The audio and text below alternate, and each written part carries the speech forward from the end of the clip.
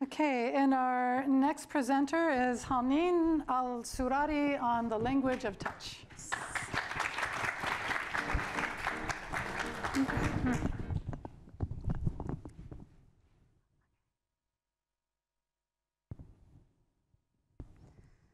Have you ever ordered a white shirt online and you had to return it back simply because you received a blue one instead?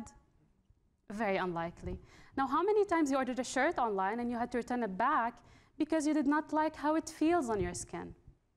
Sometimes we forget that visuals are not enough, and how things feel is an important part of our experience. It would be wonderful, for example, to have this technology that can enable simulated touch. Simulated touch is valuable not only for online shopping, but for many other applications. For example, simulated touch is needed for doctors performing robotic surgery, where they need to feel the texture of different organs inside the patient body. The term we use to describe technologies that can enable simulated perceivable touch is called haptics. It is evident that haptic technology is lagging way behind visual technology. Part of the reason haptic is hard to develop is that it is hard to describe. Our language does not have enough vocabulary for touch as much as for vision, and describing one's haptic experience becomes extremely challenging. Look at these different levels of blue. Not only we can see the difference, but we can describe it. Blue, light blue, and dark blue. But what about describing the level of softness of a teddy bear, cotton towels, and a furry cat? Do you realize what is the issue here? We have no accurate way of describing how things feel. Not only that, but our haptic experience is extremely subjective, and it varies from one person to another. Now, my graduate research was focused to solve this problem.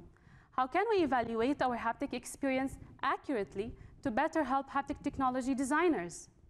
My answer is by tapping into our brains. How can this help? Well, our thoughts are a reflection of what we really feel. And if our language fails us, our brains will not. My graduate research developed a framework to evaluate the haptic experience using brain electrical signals. We bring people to the lab, and we ask them, for example, to rub their hands with a soft ball and a crunchy paper while their brain signals are being measured. We take this data, and we train machine learning models to learn neural patterns that can be directly associated to object softness. We no longer need to ask people about their haptic experience. Instead, we measure the activity of their brains. I hope you realize that we cannot build reliable haptic technology until we agree on a touch language, and this is what we're exactly trying to do. Our work is foundational in creating a neural dictionary for touch that can be used by engineers to develop amazing haptic technologies, such as a tablet that will let you know accurately how the shirt in your shopping cart is going to feel. Thank you.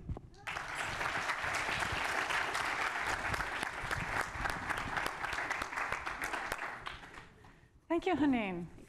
Yeah, so tell us where you're from originally. I'm originally from Jordan. From Jordan, and yes. How long have you been in the United Arab Emirates? Well, my parents moved from Jordan to UAE, Sharjah in 1998. So I've done my studies here, I did my undergrad here, but now my parents are back to Jordan, but I'm still here. Yeah. Sounds good. So this is really, really fascinating stuff. So it seems to me like you're an electrical engineer. Yes. But it seems like you're also doing neuroscience. Yes, actually, my research is very multidisciplinary. So we deal with the neuroscience part, and then you have the signal processing, and then you have the haptic technology on the other side, and then machine learning. So it's, many fields together. Yes. So it must have taken you a long time to really master all of that, or do you mostly work, or do you think of it as being more collaborative, where you do one part of it and then your teammates do others? Well, I think I had to learn most of that. I did some EEG work. EEG is a short term for the electrical brain signals that we can measure in my undergrad. So I had some background about it, but during my study here I had to learn more about haptics. I had to learn more about machine learning. So it took a while until I was able to integrate the different fields together into one piece, yes. So when you think about, you've heard about all kinds of haptic technologies that are in development. What's your favorite one? Is it feeling the fabric on the tablet? Yeah, I hope that we can reach to this one day. We have this tablet in the lab.